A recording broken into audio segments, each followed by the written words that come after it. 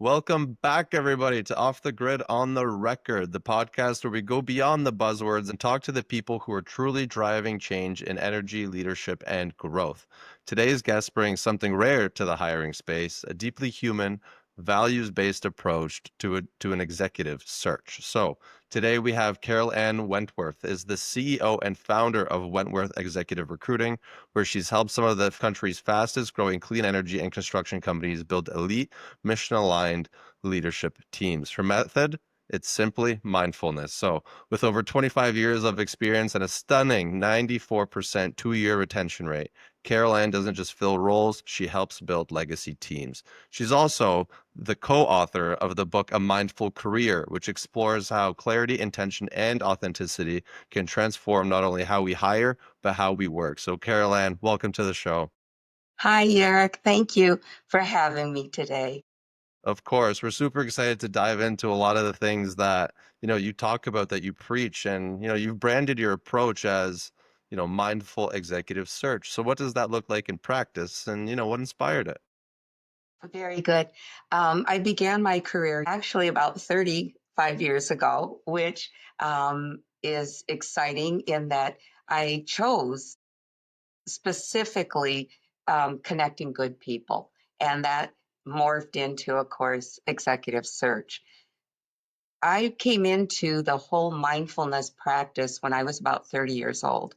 And I found it to be so authentic and real. And so when I did search back in Minnesota, and that's where I had started, I had a unique way of connecting with people. And my boss even identified that. But at that time, it did not have a name. It was more about being conscientious and, being authentic with people. Fast forward to today, 10 years ago, our anniversary will be in September when we launched our firm. I knew that I wanted to brand it with that mindfulness piece because whether you're a client or you're a candidate, I believe if you show up and you're conscious with the process and you're aware of every moving part that affects you as a candidate or a client, and you're fully present, those three things are what make up the mindfulness practice. And without going into a Buddhist philosophy, what I have found is that it's taking time with people, it's listening to their stories, it's hearing what my client needs, and if I can do my job well and connect those dots, that is where we have been able to build really amazing teams for our clients. That's fantastic. And I'm sure a lot of that has to do with, the way that you approach things, and that 94% two-year retention rate is remarkable. What's driving that success beyond just, the relationships and the connections that you're having? I think the advantage I have is that we are a small boutique firm. And if the client is local in the San Francisco Bay Area, so it can be in downtown San Francisco, where a lot of our commercial builders and real estate developers are, or down in Silicon Valley, where a lot of our tech clients are, I go meet them, Yarek, and I want to meet the hiring manager that you're going to work with. So I can pick up on their, um, without sounding corner, but their vibes, see what their office is like, how they talk to me, so that if I'm in that process of recruiting you for a senior engineer position, for one of our tech companies, I'm going to be able to pretty well get an idea of your personality and if you'll align with them. So that is one thing that we do deeper, and we have that advantage because we are a boutique firm. And I think the other thing is I do study everything about the client before I even accept the position. I want to make sure I can deliver. And we don't just send in a bunch of resumes and hope somebody fits. I literally, as I shared, I'll meet you for coffee. I want to know what your vibe is about. I really want to understand um, your goals, what you see, and I let you be authentic with me. So you might say, Carol Ann, I really need experience at this level in the solar space. And 3 to 5 years is what I'm thinking, and then I'd like to move into a COO or a CTO position, CMO. And so when they can give me that, I can work better with them instead of telling me that blanketed energy that, oh, I just want a job that I can stay at forever, because you and I know it's shifting so fast today. Course. And I like the point that you mentioned. You go beyond the resumes and the interviews. I mean, including things like custom videos for like job postings and all of that. And you kind of touched on it, but just a little bit deeper, why that extra layer? Why is that something important to you that differentiates you from the rest of the market? I think it gives us um, the advantage of people getting to know us. We were told by Promo Video that we were the only ones using their platform when we started 10 years ago to produce a video for our client. My husband's an award winning writer, producer, marketing guy, a 40-year career. And so I recruited him in here saying, honey, I want that magic you did for your clients for our firm. And so when he does one specifically for a project, we don't mention the name of the company, but the way he overlays the words, the music, the photographs, the beauty is it intrigues people, it engages them with our content, and they'll reach out because maybe they don't want their boss to know that they're looking. And so it becomes a real confidential dance, if you will.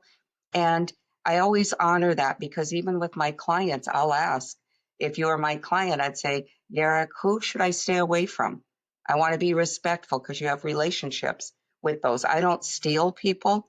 I always say, I actually hand write every outreach I send. And that's the other thing I do, where most firms will do the spray and pray and they send out maybe 100 notes. And that's the other thing the candidates can tell.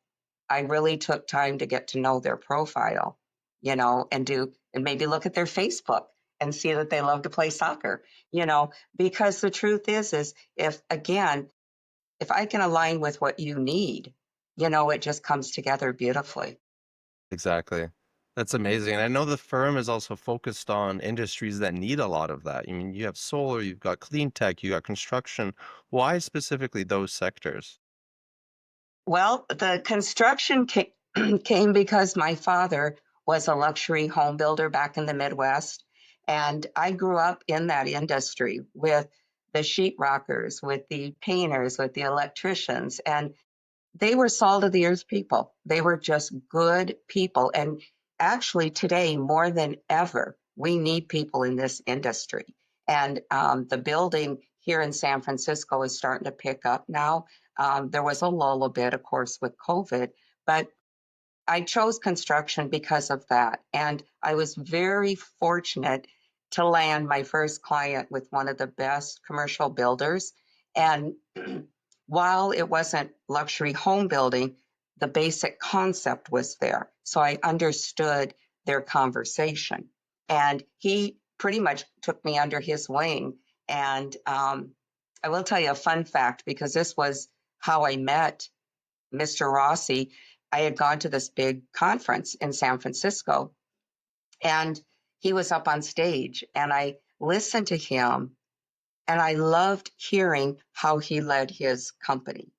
And then I, of course, was doing research on my phone and I thought, I like this guy. They've been around 80 years. They're solid. And I thought, I got to meet him. And literally, Eric, we go out for lunch and I'm only 5'4" and he's 6'2", and I'm standing right next to him. And I go, excuse me, Mr. Rossi, can I meet you? And he looks down. He's like, who are you? And then we start talking. And I said, well, did you help build the Marin Civic Center, which was used in Back to the Future? I don't know. I mean, it's Yes. a breathtaking building with Frank Lloyd Wright. And he goes, my grandfather did. How did you know that? And I said, well, I read, and there was just an article in Marin Magazine. And he hands me his card and he said, I want to see you in my office next week because I had already did my homework on him, and And my dad was a huge Frank Lloyd Wright. We went to every one of the homes in the Midwest that he built, and so that connection started great right from the start. And for 10 years, we've placed and helped build his teams. In fact, we just finished a search a couple of weeks ago. Um, and then solar, renewable energy. I've been a passionate environmentalist for 40 years. And I just think if I can do a small part to help our planet and help the tech companies, the technology that goes into the solar parts, our biggest client in Silicon Valley, we've been blessed to do 48 searches with. We built their whole team. And then they went public 2 years ago. And yeah, they're worldwide, they're global. And so that was fun, but I outsourced myself because they needed a real HR department. And so I still get to see my client, but it does bring me joy. That's phenomenal. I love that. It's such a great story to bring everything together. I think a lot of us are, in the solar industry for the pure fact of environmentalism. Not only is it interesting, but we obviously have to do our part, and that's kind of the whole reason and the whole initiative behind this podcast even. And I noticed that there's a lot of in-demand roles and a lot of positions that need to be filled in a lot of these companies. And in your perspective, what are some of the most in-demand roles in these industries now? I mean, what makes them hard to fill? Good question. The first thing that's happening right now, and I actually uh, was just on a Zoom call with the CEO of the company I represent out of Silicon Valley last week. And um, just we always touch base, and he had just come in from the international conference out of Munich, Germany, the big solar conference. And he said what's happening right now, there's freeze on hiring, and basically because of the world events. And so that is playing a part. He, because usually he'll refer me into somebody he knows because of the work I've done. And he even said, Carol Ann, my friends are on pause as well. So that is one thing. But when, and now this was exciting, I actually got a text message yesterday from a gal I placed at this company 5 years ago, and she's already receiving her third promotion. And she wrote the most beautiful note to me, and she said, I hope you remember me. And I did. I really remember my talent. I always make notes about them. And because I believed in her when nobody had, she came in as a customer service person, and now she was promoted to a senior sales engineer, which was huge. So I would say the biggest, when I was doing a lot in the renewable energy, the number one search a lot of the times in general was the sales engineer, someone that really could talk not only to a client, but to their team on what was going out in the field, happening. Um, so I saw that a lot. The only time I saw shifts in like the sea level area would be if, because well, this is another story. There was a CMO position with this global client, and their competitor, I had heard through the grapevine, was going through some shifts. And I believe you never know till you ask, because I knew this guy was solid with this company. And through a friend who I knew, who knew him, I sent a nice little note and just said, hey, do you think you could set up a call with James? And if in the event something happens that I make that connection, we are also very good, Yarrick, about giving gratitude gifts, referral bonuses, because we Hmm. all have built great networks. We've all been in this industry, pretty steady. And so I want to honor that. But I end up getting on the call with James, and he said, I wasn't really looking, but I would go, talk to this gentleman. And he ended up securing the position. And now he's been there 7 years, I think. And he's a rock star, Wow. but he also loves the CEO and the company. Again, I really try to honor people. Look at headhunters sometimes like, if I may just share one little piece with you, because I think this is Of course. critical too on how we do what we do. There's three different verticals of search. The one basic one is called staffing. And that is where, and I worked at a staffing agency, and it's where job orders come in and you literally have a quota to fill every month. And it drove me crazy because Mhm. I wanted to do this methodology with my candidates. And while I always made my numbers, um, my boss was like, you got to work faster. You got to do this. There, you can't get so personal. But my people stayed. Okay, so that's staffing. Then there's contingency. I worked there too. In fact, I was on contract.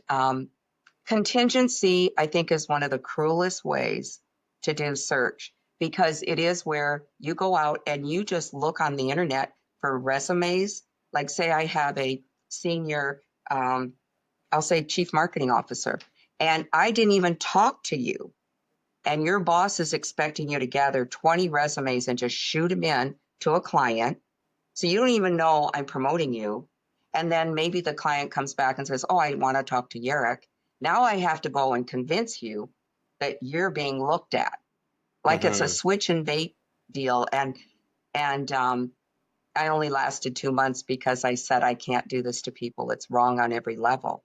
Well, then, Mhm. of course, the majority of my career has been in executive search where we are retained and we're secured exclusively for that project. That gives you the leverage as a client, to work exclusively with me. I handle every moving part. There's no junior, there's no spin. And and then the candidate works closely with me then too, because they know I'm going to handhold you through the whole process.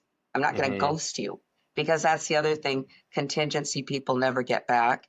And so, anyway, I just wanted to share that piece because I think that's one of the frustrating things candidates don't understand that there is a big Exactly. difference. Over to Oh, thank you. I had my book right here too, because I'm so proud of this. What happened was my husband, again, he is an award winning writer, and he would hear me in this office take the time with people and to get to know him. And he goes, honey, nobody does it like you. And he goes, we should write a book. And it was at a time when we were really growing the business, because this has been 4 years ago now. It was right before COVID or the beginning of COVID, we launched it. And I said, okay, as long as you help me. And so he put a binder together for me with all these different tabs. And we zeroed in on, the areas that would be helpful to people in today's market. And I would just wake up, Eric, it was like it was just downloaded, and I would write it longhand, and then he would take it and wordsmith it, and then we would do the research, where the information where I gathered it. There's Mhm. there's a couple books actually I wanted to mention, and one person that really shaped my career, and it's Dr. Wayne Dyer. And this book here is one of the most powerful books. I actually read this 30 years ago. It's like a Bible to me. And when I even Wow. work with candidates, I always ask them, what's your intention? What is your long game, right? I want to get into your head and understand. So when we wrote the book, the philosophy is really, around Dr. Wayne Dyer's work that I was introduced to. And it's really about showing up very present.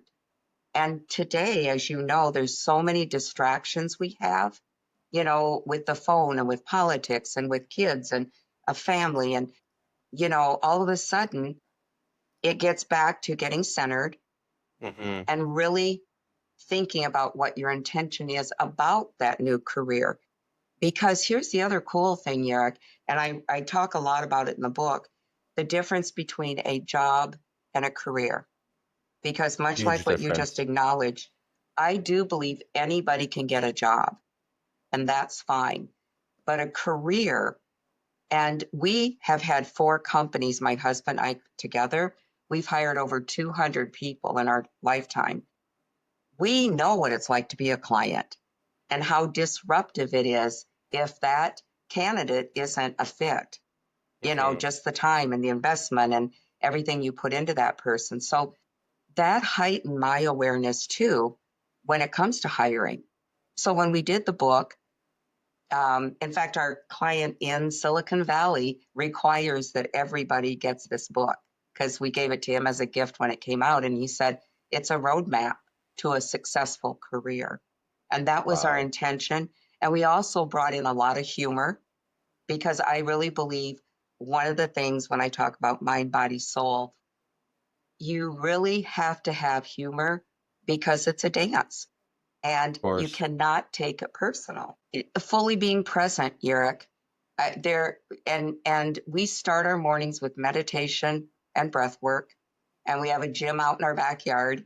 I was lucky enough to take some time with our dogs before I jumped on, but for me, it's really about getting grounded before I go into my day, and so that I'm fully present for you or for any conversation. So when we've hired people, that transcends through our energy. People can feel it, and we really do attract good people. I Hmm. feel fortunate um, because it's not. This is how I am every day. This is it. There's no. I bake. I might bake you cookies, so that might be another thing that our clients love, and they think when I first did that, they're like, "Are you for real?" And I go, "Yeah, I'm from the Midwest. We bake. Don't you?" And they're like, "No." Yeah. So it's at Christmas, we do a specialty cookie boxes for all the clients, and I hand roll out 700 cookies every year and frost them and calligraphy on them, and make special. Like I even got a hammer. I found a cookie cutter hammer for my building clients, and I make hammer cookies, and they think it's just a riot, and they That's taste good. incredible. So What it's counts? fun. Well, the biggest trend, as we're all seeing, is AI, and how is that going to affect recruiting? And I read a lot of articles on, LinkedIn that state there's no doubt it's disruptive and it's different, but I don't buy into the fear of it. I believe because my husband and I both will. One thing that I highly recommend everyone to do is to be curious, not to be Hmm. afraid. And so we watch, YouTubes on AI. We attend a lot of seminars on AI. And what I found to be true for my industry is that and they're promoting a lot where they can gather more resumes or profiles on LinkedIn and then they recommend them to you. Well, when they were doing that a few weeks ago with the search I was on, what I found fascinating was it may have had 6 keywords, but Yerrick, it did not have the experience I needed.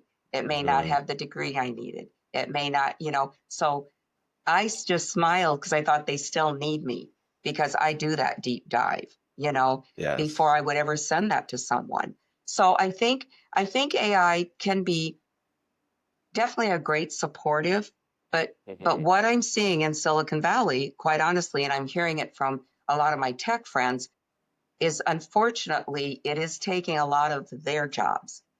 And that is in the maybe entry level kind of coding positions, if you will. Yes. So that I feel for the people that spent all the years learning coding and have done coding, and now maybe they're being eliminated. What I'm coaching a half a dozen people right now in a variety of verticals, and I've shared with them instead of being bitter, be better. Think Hmm. about what do I need to do to up my game. You know, yes, take a moment and understand it's shifting, but let's get out ahead of it. Let's figure out how to get out Exactly. ahead of it. So I would say the biggest thing is the AI, and then hiring overall is somewhat on a freeze, even in the building space. While I did it was a senior director of pre-construction. The gentleman had to have a toolbox full of skills. Um, no pun intended, but he also had to be a senior estimator. He had to have a variety of skills in the life science, in like 6 different verticals. Like it was Wow. a critical hire. That way they got that one person instead of having 3 This person right Exactly. now could do it all as they're reorganizing and scaling again, right? Hmm. So I think the more value you can bring, the more of an asset. And I tell people, don't look at it as being a negative. Look at that personal growth, the professional growth. Anytime I ever ran into a situation or a search, I know when I began back in Minnesota, I was the Hmm. first to go to my boss and say, send me to those conferences at Tonkawater and Cargill and let me understand what they're learning. And so I'd be Hmm. like the only woman that would show up with 500 men. Maybe there were six of us women, but I loved learning. And so I think that that would be the other thing I would tell everyone that's listening to this. Be curious, listen to YouTubes, TED Talks, read. And here's another book I would recommend in a heartbeat. I don't know if you've seen this one yet. I've It's seen it. I used at haven't read this. Stanford. Oh, Yerrick, I highly recommend this. When I do my coaching, these are two books along with our own. When I was introduced to this about, I want to say 7 years ago, I was just blown away. I'll have Because to look you into and I, that. yeah, because you're curious and things may have been introduced, but this is all in one place. And I was like, I can see why they use this at Stanford. And while it's part of their curriculum, because it was amazing. But so, did I answer your question okay? I Yes, know. of course, you nailed that. More than we could ever ask for. But I want to segue that also into, the people that you're coaching, the candidates that are out there that are maybe unsure about what's next for them. So for even for leaders who are listening and want to level up, what separates the candidates who gets hired from the one who doesn't? The, I had to learn this myself. So I speak from truth and experience. And that is, we all are going through something right now. Something meaning there is like this big energy around us that people can't quite get their finger on, and they feel exhausted or they're stressed, or like the people I'm talking about wondering if they're going to lose their job.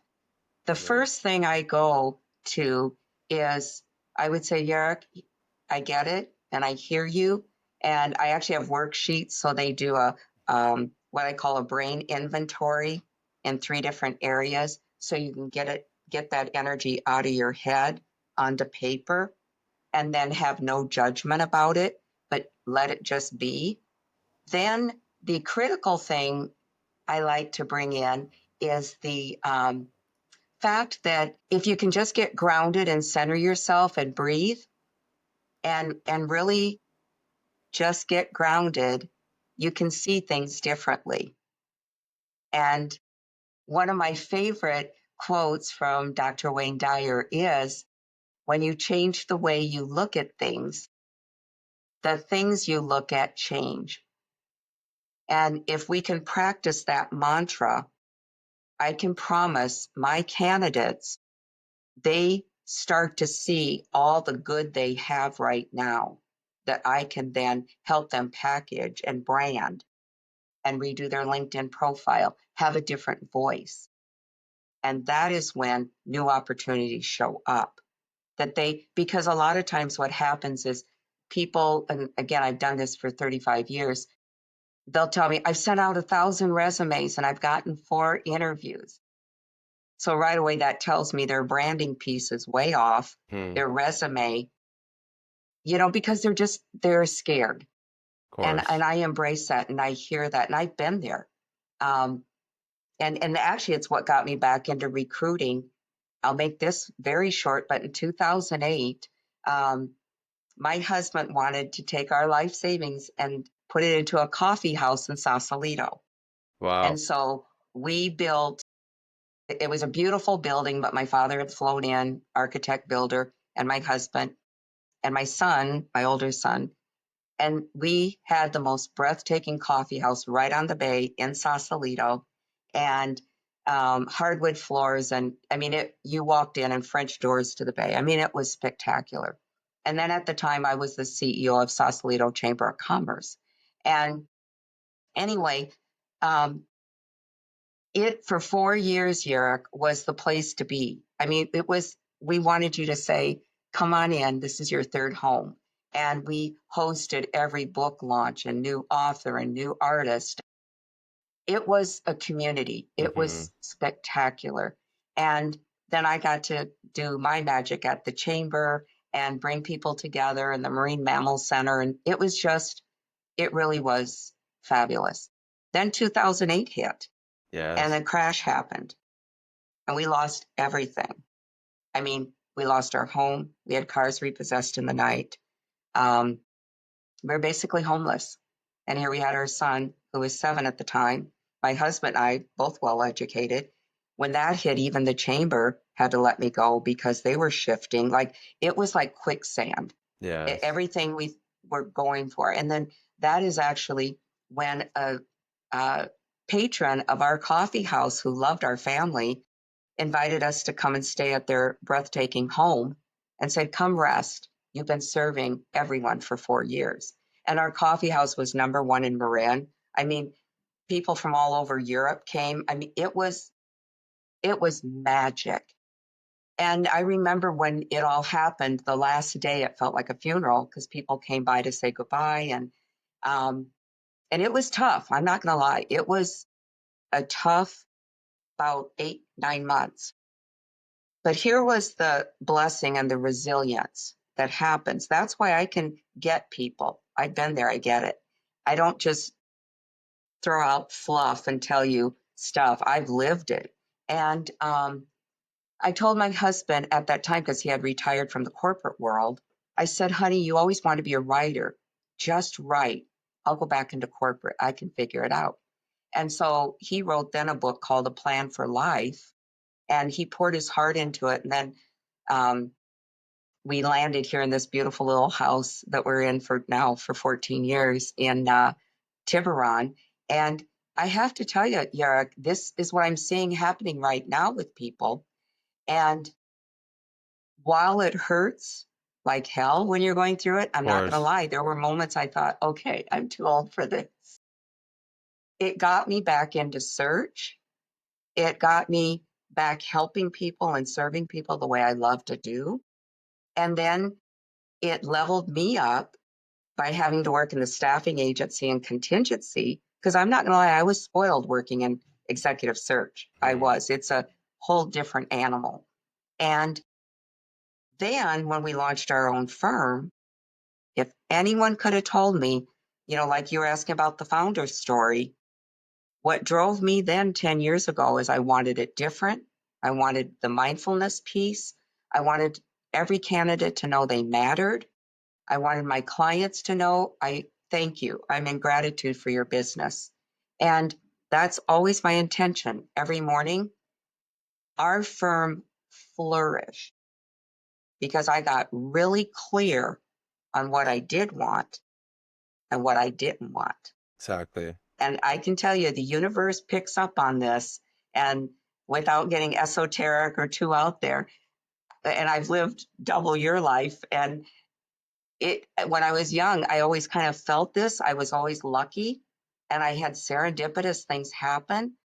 And then I thought something was wrong with me. I thought it's too, because I've had an amazing career. I really have. But we had to be shaken to our core, not to be attached to anything, to have even better come back. And even this picture above my head is of my son, Jack, who was a rower, one of the top rowers in the country Wow.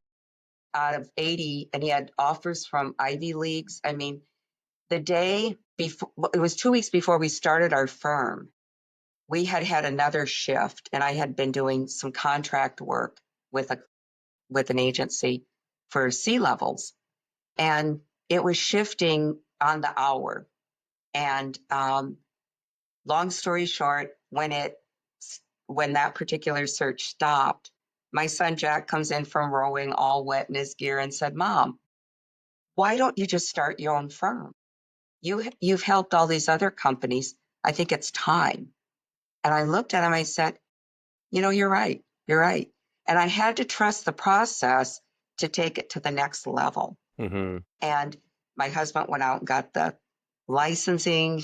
We had a friend from 25 years ago in Wisconsin that built my beautiful website as a gift, a $25,000 website back then. And I had all these people show up because I paid it forward 25 years ago, and I Exactly. with nothing attached. So if I was to give, any founders advice, I guess it would be, um, you got to quiet the noise. You just have to get away from the chatter and really get so centered and grounded in your skills and in your truth and what you love to do. And Mm-hmm. that's not being, um, I simply love connecting people, and I'm the one that has the dinner parties all the time and say, come on, bring your friends. You need to meet so and so. And we actually started about a month, no, excuse me, in March, something called Coffee with Carol Ann and Eric. And we do it the first Wednesday of every month at our house. And it was with the intention a lot of friends needed project work. Mm-hmm. And I would be talking to Rob, and I'm like, you're one of the most brilliant filmmakers and videographers. And he ended up the first coffee. There were 6 people, Yarrick, at the end that all hired each other in Wow. my dining room. And I was like, thank you. I wanted the energy to shift because they were all so sad.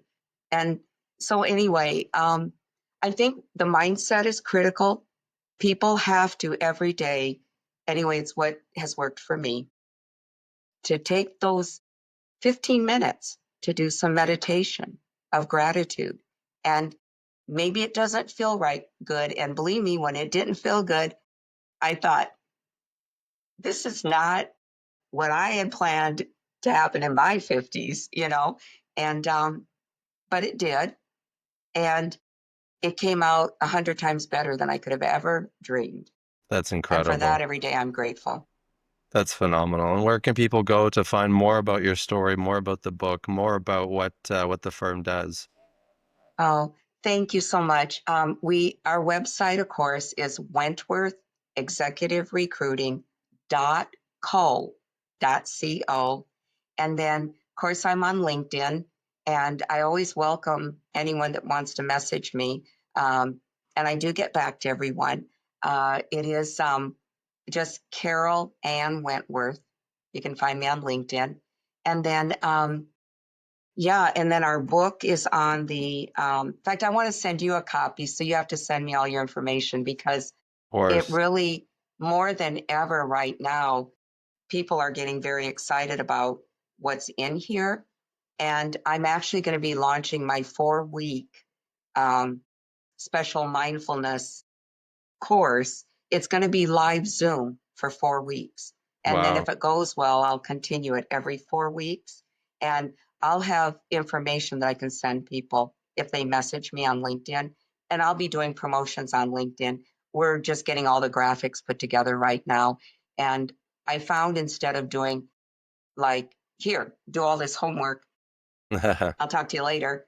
I really went deep into it to my friends here at my house, and I said, "Do you think a course online versus 4 live Zooms and homework, but then I can discuss it with you?" And they said, "Oh no, they need to talk with you, Exactly. to bring it to life." Yes. So again, my intention is to help as many people as I can through this entertaining career journey time that's going on. That's incredible. That's amazing, Caroline. I'd love a copy. And to be honest with you, this has been such a refreshing and really insightful conversation. So I really appreciate you coming on. This has been absolutely phenomenal. I can't wait to see what else you have in store. So I really hope we can stay connected because this is very interesting. I love hearing about it. Oh, well, if you get down this way, I'll make sure you get to go hiking with us because it's so beautiful here. It I'd really love is a it. blessing where we That's live. But phenomenal. well, thank you. Of I'm course. in deep gratitude to be on your program, and I wish you continued success and all you do. Thank you very much. And for everybody listening, if you're a growing company in clean energy, construction, or mission-driven industries, and you need executive talent that aligns with your values, please, please, please reach out to Carol Ann. You can also learn more at wentworthexecutiverecruiting.co or find her book, A Mindful Career, on Amazon. As always, don't forget to subscribe, leave a review, and follow us on YouTube, Spotify, or wherever you get your podcast. Until next time, stay curious, stay clean, and stay off the grid. We'll see you guys later. I love it. Okay, bye.